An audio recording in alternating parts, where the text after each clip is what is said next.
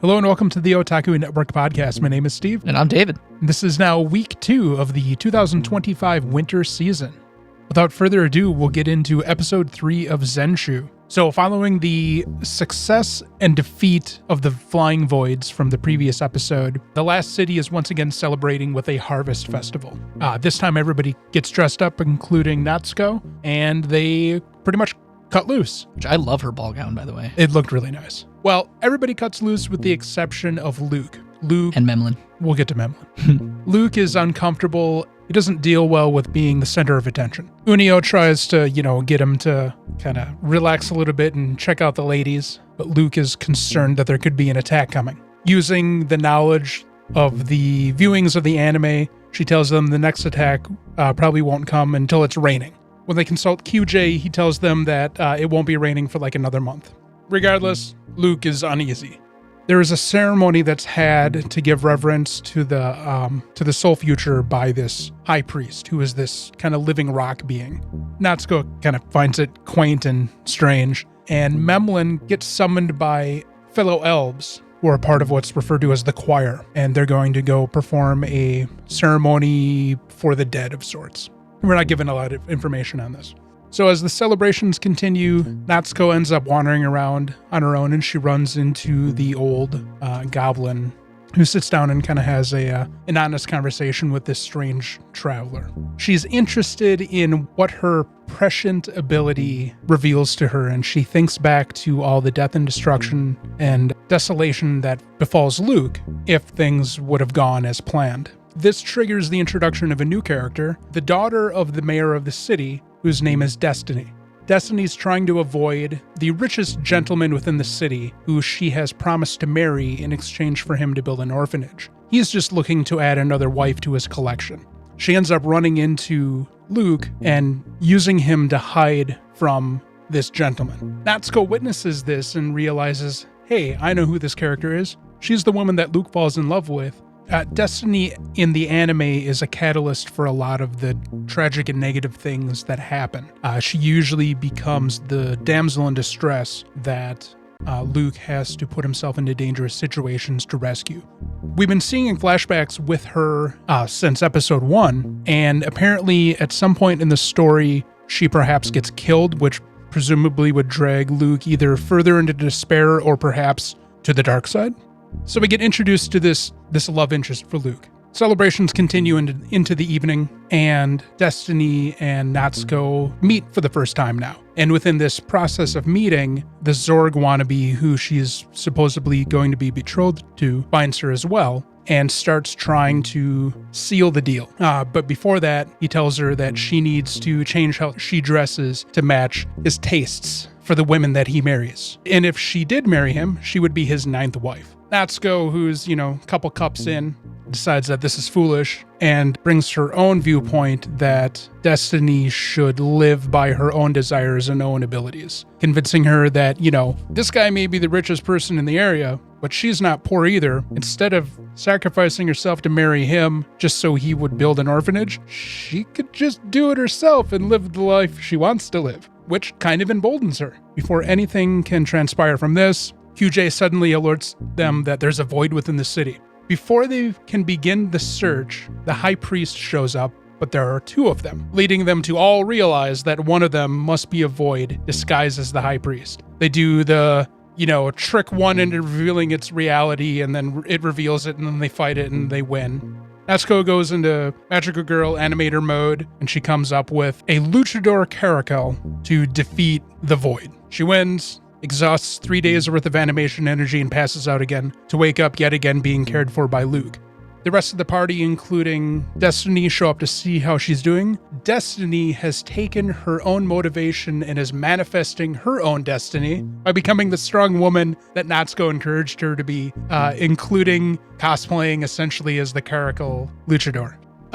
That's roughly the episode. But there is a insidious plot that's brewing with this episode that Memlin, the elf of the hero party, seemingly is a part of. And that the choir, or at least her compatriots that are part of the choir, may be the ones, if not completely responsible for, but very clearly are assisting the voids in their attack on the other species.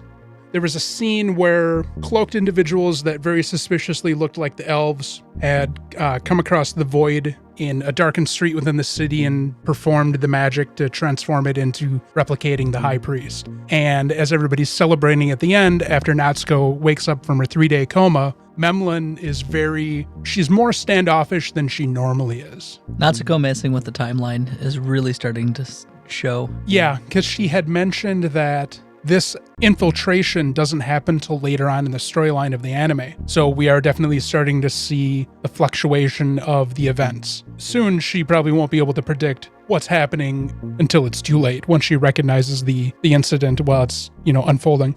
So when they were celebrating and Unio was showing his promiscuous personality. Oh, what was it? There was when the two elves showed up to get Memlin, there was like this weird iciness of how they completely ignored Unio. It made me think that the elves are being elves and are just super racist. So I wonder if you have some segments of elves, if we're to believe that it was the elves that were responsible for this void coming in, that are so racist, they would encourage the destruction of the planet in regards to how society currently views its existence. Maybe. And are we being fooled into thinking that Memlin is part of their plan? Or is she just standoffish because of her being just an elf? Or maybe other reasons? I think she's part of it. There's part of me that says she's not. That we're being fooled by an unreliable narrator. So normally I would get annoyed by the amount of fan service that is the character of Destiny. But when you learn that her father is the mayor, is the mayor who pretty much just parades around in a loincloth, it makes complete sense. She dresses the way she does. So I was really I did the eye roll of okay, here's just a fan service character. Yeah. But then when they're like, oh, she's the daughter of the mayor, I'm like, yep, okay. Okay. They're barbarians and they just love scant to wear, yeah, pretty much nothing to show off their bodies. Yeah, and in the context of the anime, the anime that she is in. Yeah. They are probably fan service. Oh, sure, absolutely. But it's also making fun of fan service. Yeah. Because, again, this is a love letter to just every trope in anime that exists. It has been, yeah. And so there's the obligatory fan service characters that are always just getting in trouble or being a plot device to something bad. Some kind happening. of MacGuffin. Yeah. Yeah. And I'm like, oh, yep, there they are. Because you're just oh, fan service. Okay, that character's going to... Oh, yep. She called it out. Yep, there it is. By the end of it, I grew to enjoy the addition of Destiny into it. Yes. Particularly with how wholeheartedly she took Natsuko's advice to just self-fulfillment and to become confident in herself and in her abilities. And the fact that she shows up in the end and she's just happy-go-lucky and just fangirling over this strange creature that was summoned in by Natsuko was a great touch. She'll be sad that creature will never show up again. Yeah, because, the peg bar does not allow repeat animation. Draw it slightly different. Just like her transformation sequence where the background's a little bit different each time. Unio's a fucking horn dog. Oh my god, Unio was ridiculous. He was like, I'm gonna screw anything that isn't human. Yeah. He was going after all of them. Well, even with Destiny, I'm sad I'll never see your pretty face again. I'm like, Unio, fucking down. Oh, off the counter. Unio is so ridiculous. The fact that he transformed into his majestic unicorn self when the elves showed up is to try to entice them to spend the night with him was insane. You guys want to take a ride? I was like, double entendre. This show continues to be consistently strong. Yeah. In the story it's telling and the way that it's telling it. Light, and the characters funny. are really good. Yeah, it's light, it's funny. Yeah. But it has this darkness that's constantly in the background. It takes itself surprisingly seriously. Oh, yeah. But to a level where it's not ugh. The characters themselves, with the exception of Luke, are not serious. Right. And Memlin, but she's an elf, and we've honestly have barely seen her. Yeah. Natsuko is I know what's going on, but I have no idea what's going on. I'm not going to change. I'm just going to eat the food here. I'm not going to change myself to fit this world. They're going to have to deal with me as me. Unio would be right at home in the Playboy Mansion. Or as a dart.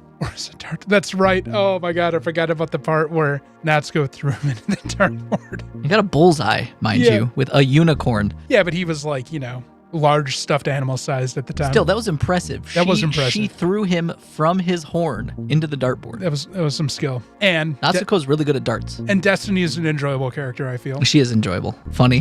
Her father's nuts. Oh, God. The more I see him, the more he reminds me of Armstrong from Full Metal Alchemist. Full Metal Alchemist, yeah. 100%. It's like, what if Armstrong became mayor and had a daughter? Yeah, and lived in a fantasy reality. Yeah. I can't wait for the next week's episode. And just not really having a roadmap as to how this story is going to unfold. We can see bits and pieces, of what to expect as it goes on, beyond the idea of she can finally maybe get home at the end, which I think is going to happen. She did say that she died. She is assuming that she died. I'm still leaning on the idea that she's in a coma, that all of this is in her imagination. No, I think they had the balls to kill a character and then reincarnate that character. But of course, those clams looked bad. Yeah, they did. Oh my God, they looked bad. Let's talk about Übel Blatt, which is a very German aesthetic to it. We should talk about our... Yeah, we fucked up. Oh my God. We super fucked up. Instead of 700 years, it was 23 years. I don't know how we both missed that. I blindly trusted you. I swear to God, the second date was like the fourth millennium that they were in. No, it's only been 20 years from the killing of the 4 quote unquote, heroes that were not the heroes by the 7 heroes, whatever. And then Cohenzel in his previous form, apparently. I forgot what his name was. Anyways, it was Germanic, but anyway. We pick up exactly where we left off with that swordsman with the magical sword facing off against Cohenzel and his weed, that's his name, but mainly just Cohenzel. Cohenzel basically tries to 1v1 this guy, and him and Pee-Pee are thrown off their groove by the fact that the sword is screaming. They realize that the sword is screaming because there's a fairy tied to it, and the magic of the sword coincides with this fairy's screams. Cohenzel gets knocked out. Weed and the others try to catch the ship, and this swordsman for hire is basically like, I did my job. I stopped them from catching the ship. The head priest gets really upset and is like, I paid you to stop them. And he's like, I did. And he ends up helping him capture Cohenzel, and they take him to the basement of the monastery. Cohenzel very quickly realizes that he's been here before. Him and his mentor, and Cohenzel kind of knows some secrets about this place that this clergy don't necessarily know, and he uses it to take out the elite core of the monks and basically threaten the head priest, who he leads through the door, and they find the abbot. And then we find out that this monastery was built around Cohenzel's old mentor's body, who made these mountains called the 1,000 Peaks or the 1,000 Needle Peaks or something. Yeah, something like that. Because the person who became the abbot witnessed this. Yeah. It was so moved by it, he decided to turn it into a holy place. And then Cohenzel finds out that one of the 7 heroes that was pretending to be his friend and got a sick stab boner out of killing him, supports this monastery. And we get this whole like, I'm gonna fucking do it, teacher. I'm gonna kill them all. I'm gonna kill them all for you. And then he breaks the circle, which destroys the mountains and the monastery. And now people can freely pass into the Empire. Basically, that was the end of the episode. Like, we get a little bit of like the 7 heroes going, oh fuck, what's going on? Yeah, they're watching this from whatever frontier town they're stationed Cohenzel at. stole a dragon, and Weed and the others stole an airship. And now we're heading into the Empire. I still kind of enjoyed the episode. I did not like this episode at all. It was short. It was short plot-wise, but it gave us some background. Yeah, we got some good background. Which I liked. We got some good background on Cohenzel, and then this mentor of his, essentially, that was part of both of them were part of the 14 heroes. Yeah. The entire combat with the elite soldiers, like all their dialogue was rote and nauseating, and just like, who is this kid? Why is he so strong? I'm like, oh, Jesus Christ.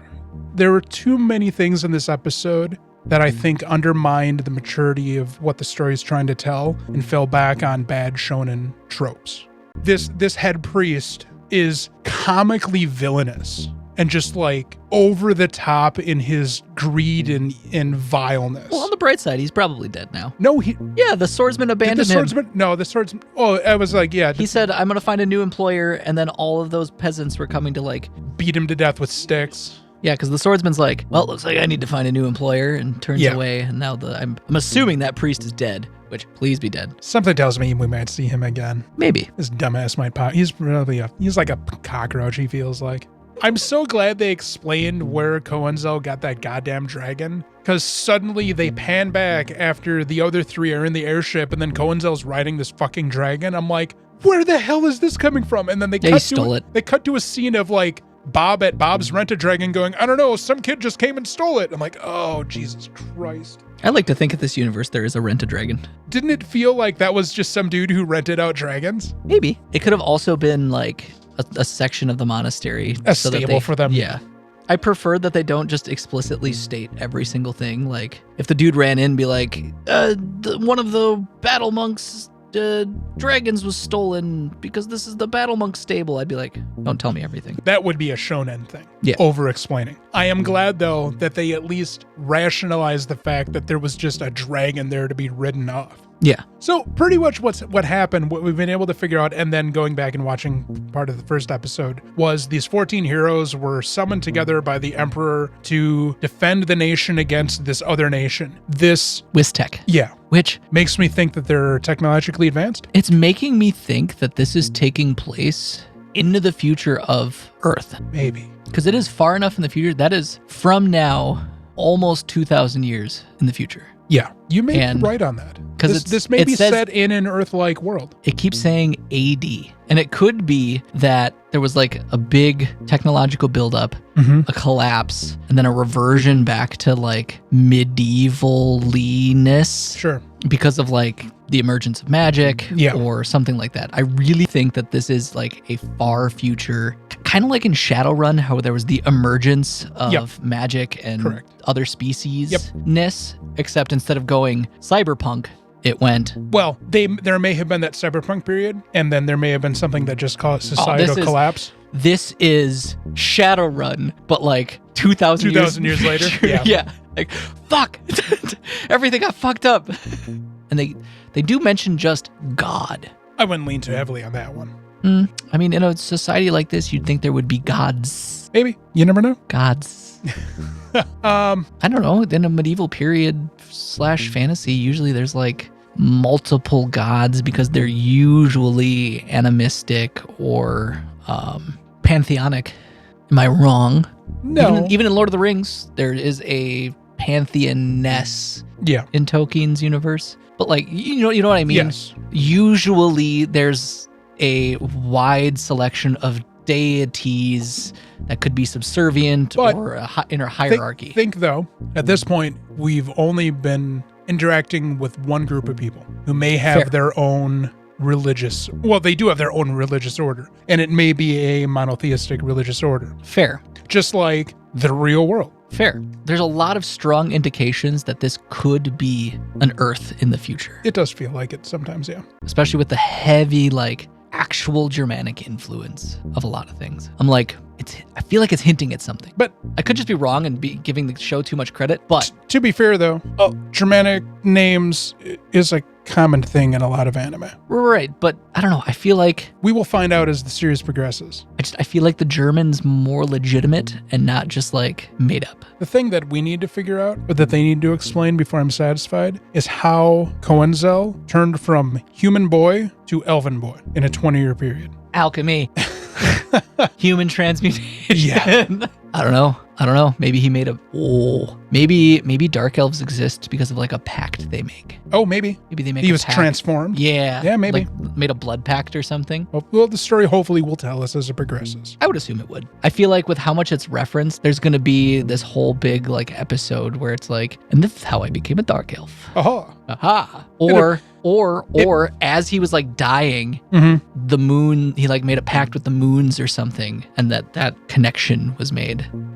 Let's move on to episode 2 of Sakamoto Days. So Shin appears to be settling in, working for Sakamoto at the convenience store. But he's a little bit freer with his words than Sakamoto would like him to be, and Sakamoto's wife overhears Shin talking about the amount of people that Sakamoto killed while he rescued him, which leads us to learn that his wife has strictly forbade him from killing anybody at this point forward. In fact, it's the tenet of their family. It's the family rule. Yeah, it's the family rule. The only family rule. It is. So Sakamoto takes Shin on a shopping trip to Chinatown, where they pick up steam buns. In this episode, they look fucking delicious. They did. Well, before they get crushed, but they looked delicious when he like had that. The mental image of them being fed to Aoi and their daughter Hana. Yeah, which I love the name Hana. It's a good name. It's adorable. It was the cat in Red Cat Ramen. Before they can continue their shopping and return home, they get interrupted by a pink-haired girl fighting off some thugs. Pink-haired girl's kind of holding her own,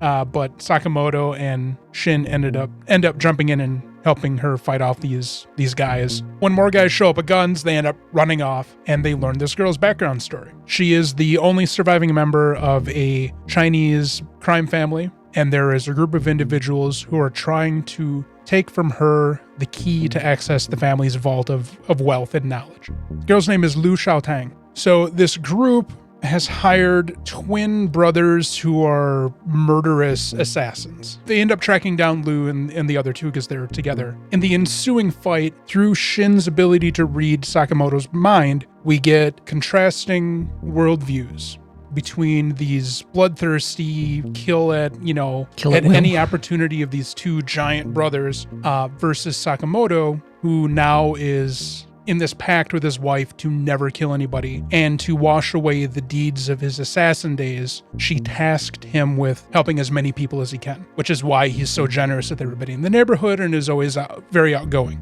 Obviously, Sakamoto wins. The two bloodthirsty brothers are dealt with, bound up. They confront the guy who hired them, and Lu beats the shit out of him. And then we find her treasure, and there's this nice, touching memento from her father, who was the last head of the family who had left in the treasure room a bottle of alcohol that he would like to share with his daughter when she's of age. Seeing as she's orphaned, with nowhere else to go, Sakamoto hires her to work at the store making dumplings, or making the steam buns. And now there are three of them. So we have Sakamoto, ex-assassin, Shin, newly converted ex-assassin and stockboy, and Lu, who is the daughter of a wiped-out Chinese crime family, who is now the in-house baker. And that's the episode.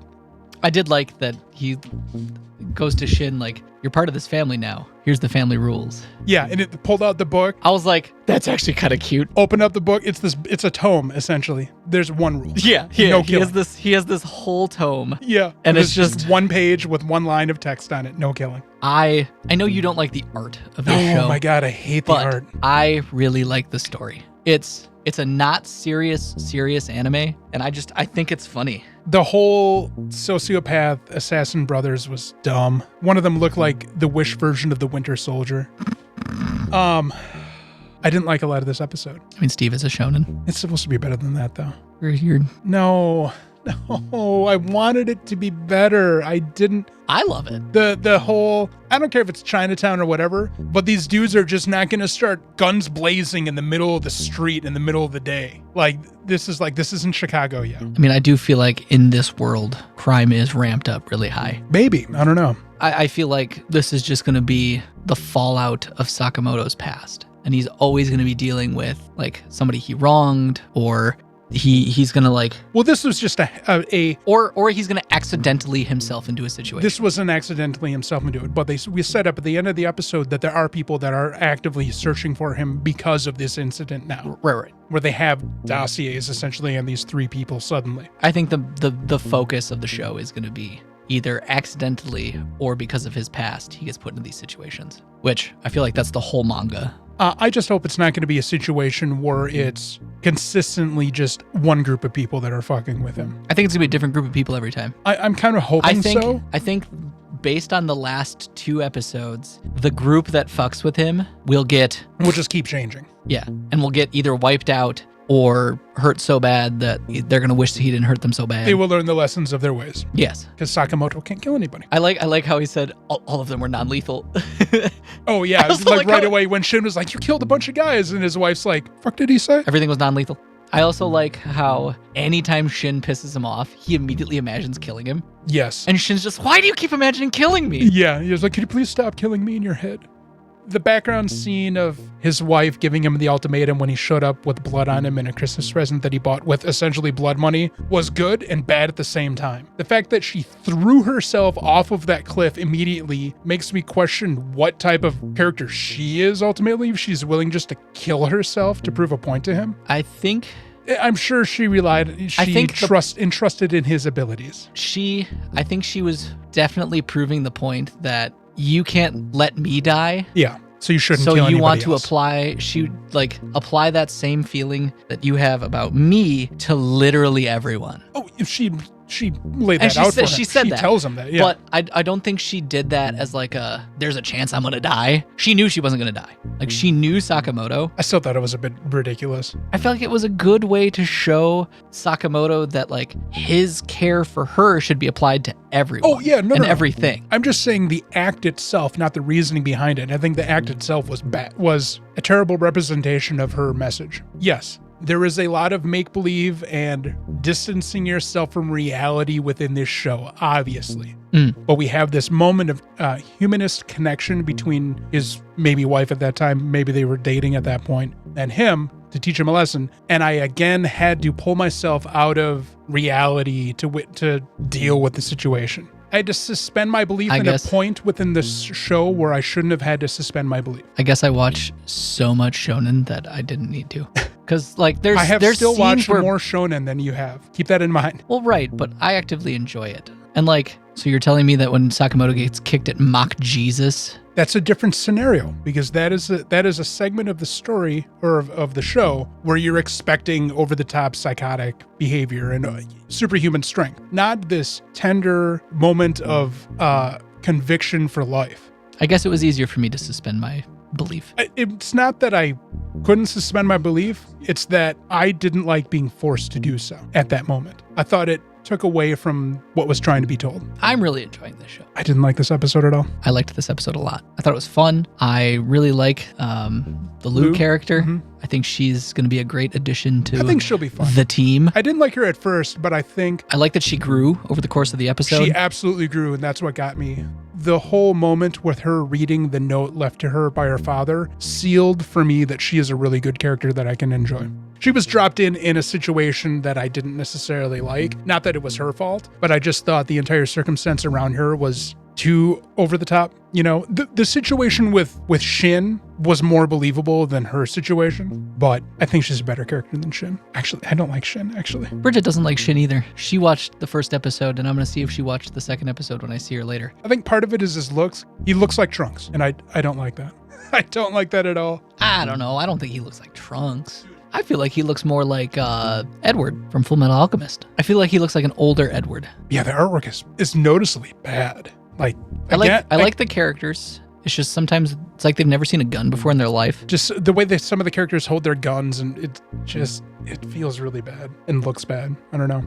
The episode made me really disappointed with the series overall so far. Like, the first episode was enjoyable, but there were just too many aspects of the second episode that I just did not like. It wasn't what I was looking for with this show. I'm still loving it. I was really disappointed at the end of this episode. Fair. Something tells me he's not going to get too many more people working in his store, though. I think this might be kind of the how's he going to afford the taxes, bro? Dude, okay. I would assume that an assassin of such legendary caliber of his made a lot of money. Yeah. I want to see more about their courtship and how that all unfolded. Like, what was her reaction when he told her outright what he does for a living? And the fact that he's just like, tells her that, thinking everything's going to be okay. Like, how does he get to that point mentally? Or is he still just himself that detached from what real life is? He's probably just that detached. Probably, yeah. All right. Zenshu was phenomenal. I can't wait for the next episode. This show just continues to be a really good story, fun characters. Just it's an interesting world that it's building and revealing to us. I'm personally enjoying all of the shows that we're watching this season. I look forward to all of them. I do really like it. I like all of them. I liked all the episodes for the first week, but this second week, Übel Blatt had a lot of problems, I feel. I enjoyed some of the look into the past, but it needs to tell us a lot more about what's going on. Which I know is just part of the progress of the story that it's telling. And Sakamoto Days just seemed foolish, honestly. I don't know. I was really disappointed with it. I think of One Punch Man and how One Punch Man started out really strong and was strong for a long time until it forgot what kind of story it was trying to tell. And I was hoping that Sakamoto Days would be the same kind of concept of a shonen that's making fun of shonen or not taking itself seriously. Mm-hmm. Whereas One Punch Man didn't take itself seriously for a good portion of its first season, and then it started to become what it was making fun of, and that's when I lost interest. Yeah, I don't know. This more feels like Jackie Chan Adventures. The artwork looks like Jackie Chan Adventures at times. Fair. But no, I'm enjoying it. Yeah, we'll see what next. I like this. We'll see what next week brings. Anything else? As always, check out our socials. Join our Discord. Like, comment, subscribe, follow, whatever you have to do for your preferred way to listen to us. And as always, keep watching your damn anime. Yeah, and don't forget our other weekly series, Anime Plus, that drops on Wednesdays, where we are continuing to talk about Orb on the movements of the Earth. All right, we will see you guys next time. Thanks for listening.